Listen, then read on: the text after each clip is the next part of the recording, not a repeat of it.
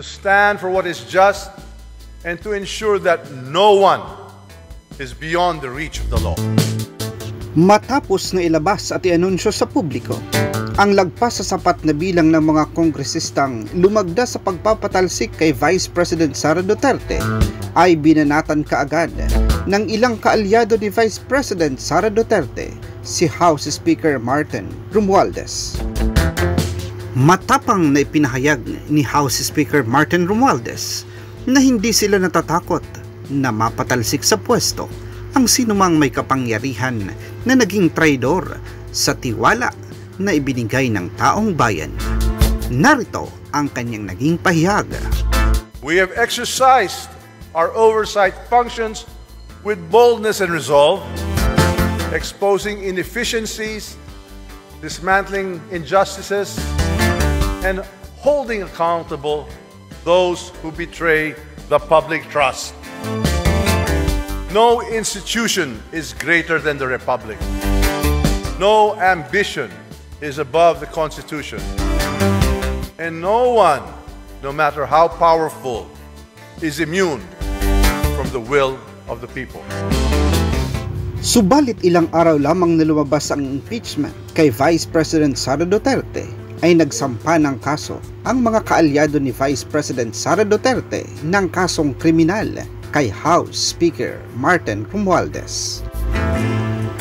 Ayon kay Davao del Norte 1st District Representative Pantaleon Alvarez, ay nilagyan di umano ang mga blankong pahina ng GAA 2025 nang nagkakahalaga sa lagpas sa 241 billion pesos. Maghahain po kami ng criminal case against Martin Romualdez. Sa kadahilanan po na siya po ay may ginawang krimen dito sa budget ng 2025. Napansin di umano nila ito dahil sa ipinadalang email sa kanila. May mga blankong pahina, subalit nawala ang mga ito ng permahan ng Presidente. Malaking halaga po yung ipinasok nila na hindi po inaprubahan ng Kongreso. Hindi po ito ang napagkasunduan sa Bicameral Committee at nagulat na lang kami lahat nung makita namin kung bakit yung pong in-email sa amin na Bicam report, may mga blanco po rito. Ngunit, nung pinirmahan ng Presidente, kumpleto na. Magkaiba rin umano ang kabuuang halaga ng naaprubahan sa Bicameral Committee at ng kabuuang halaga na nilagdaan ng Pangulo. Narito ang pahayag ni Representative Pantaleon Alvarez. At nung tinignan namin kung magkano yung ipinasok nila na halaga, ito po ay nagkatotal ng 241 billion. Ngayon po, ewan ko kung matatawag natin na typographical error yan o grammatical error.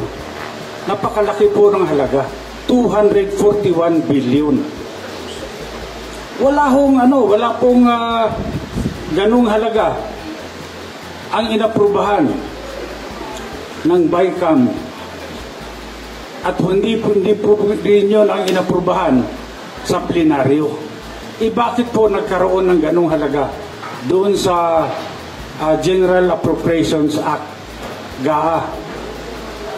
Kanya po, ako bilang isang nakaupong congressman, ay kinakailangan din ipakita ko sa taong bayan na kung merong mali, siguro kailangan din natin panagutin kung sino yung may gawa ng krimen. At dito, dahil po ilang araw na kaming nag-request ng kopya ng enrolled bill, hanggang ngayon po tinatago nila sa amin yan. Hindi po nire-release ang enrolled bill ng House of Representatives.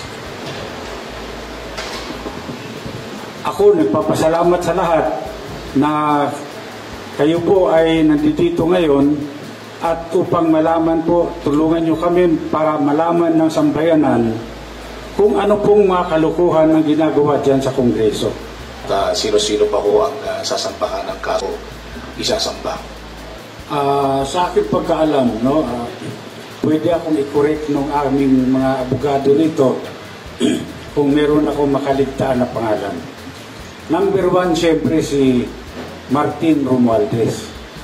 Pangalawa, itong si Saldico. Pangatlo, itong si Majority Leader Manix Dalipe ng Zamboanga. Bakit sila? Dahil po una, wala pong nangyayari sa House of Representatives na hindi po alam ng Speaker of the House of Representatives. Lahat po yan may basbas ng Speaker. Wala pong gagalaw dyan kapag hindi po sinabi ng Speaker. Kaya nga po dito, sigurado ako, itong si Martin Romualdez ay talagang siya ang may pakanan nito lahat. Siya ang author nito. Hindi nila nilalabas yung enrolled bill. Ako may suspetsa. Anong problema? Ba't ayaw mong ilabas? Problema dyan, kung walang enrolled bill, yung liability magsishift, mapupunta sa Office of the President.